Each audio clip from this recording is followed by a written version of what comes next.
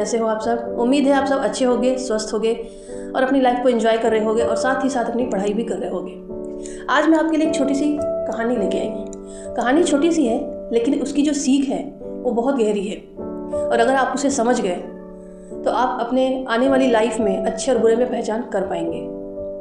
एक समय की बात है, एक मेंढक था और एक बिच्छू था।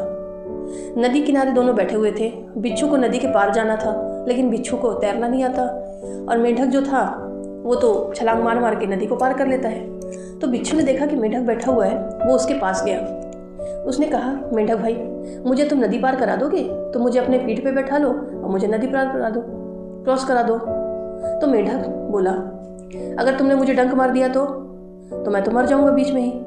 तो बिच्छू जोर से हंसा। तो बोलता है बिच्छू कि अरे भाई, अगर मैं तुम्हें डंक मारूंगा तो साथ ही साथ मैं भी तो डूबूंगा, मैं भी मर जाऊंगा। तुम क्या मुझे पागल समझते हो? तो मेंढक सोच में पड़ गया कि हाँ, ये सही बोल रहा है। उसने उस पर विश्वास कर लिया।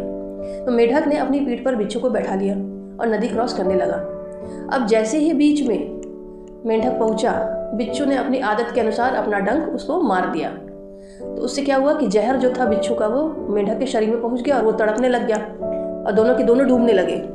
तो मेंढक ने डूबते हुए बिच्छू से पूछा कि क्यों भाई, मैंने तो तुम्हारा साथ दिया, मैं तुम्हारी मदद कर रहा था, तुमने मुझे धोखा क्यों दिया, तुमने मुझे क्यों डंक मारा? तो बिच्छू ने कहा कि क्या करूं मैं, मेरा स्वभाव ही ऐसा है, मुझे डंक मारना ही मारना है। तो बच्चों, इस बात से ये सीखिए कि अगर आपको पता है कि सामने वाला सही नहीं है, सामने वाला गलत है, वो धोखेबाज है, विश्वास के योग्य नहीं है, तो आपको उन पर विश्वास नहीं करना है। कुछ लोग की आदत होती है कि वो दिखाते तो बहुत अच्छा है, अब उनका जब काम पड़ेगा तो वो आपके पास आएंगे एकदम सीधे बन के, एकदम भोले भाले बन के, और जैसे ही अपना काम पूरा होने लगेगा वो अपने आदत के अनुसार आपको धोखा दे देंगे। तो इस कहानी से सीखिए कि सामने वाला का स्वभाव कैसा होता है। अगर वो अच्छा नहीं है तो आप उनसे दूरी बनाइए, ठीक है? उनकी मदद मत कीजिए क्योंकि बार बार आपको सिर्फ धोखा ही मिलेगा। मिलती हूँ आपसे ऐसे ही किसी अगले छोटी सी मोटिवेशनल स्टोरी के साथ।